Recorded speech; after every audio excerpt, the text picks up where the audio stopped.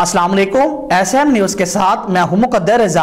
SM news studio में खुशामदीद। खबरों का सिलसिला बढ़ाते हुए रुख करते हैं बवाना का।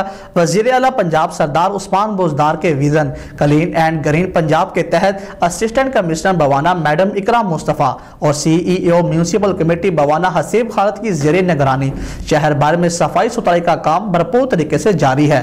इसी हवाले से बात करेंगे एसएम न्यूज़ के नुमाइंदे मोहम्मद अफजल रुमाना से। जी अफजल, आगाह कीजिएगा इस हवाले से।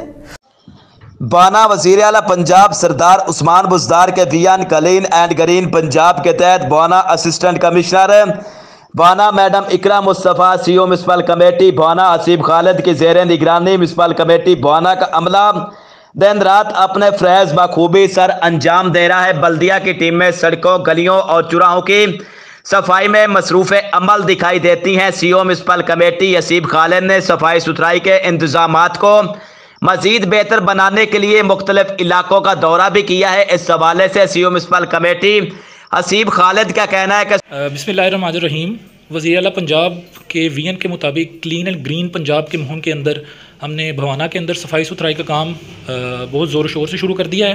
पहले हमारे पास कुछ परमानेंट वर्कर्स थे जो कि खाकरोब और सेंट्री वर्कर्स थे, वो बड़ी कम तादाद में थे। लिहाजा इस कमी को पूरा करने के लिए हमने 30 वर्कर्स आर्जी बुनियादों पर भर्ती किए हैं जो कि रोज़ भवाना की सड़कों में, मोहल्लों में सफाई का काम अंजाम दे रहे हैं।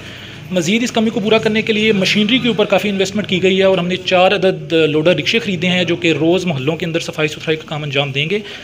फर्दर सूबाई मुस्तसिब साहब ने नोटिस लिया था भवाना के अंदर सफाई सुथराई का, लिहाजा उनकी हिदायत पर अमल करते हुए इस काम को मज़ीद तेज़ी से तवज्जो दी जा रही है और एक मशीन जो कि 1 करोड़ की खतीर लागत से जेटिंग मशीन है वो भी हमने मंगवा ली है।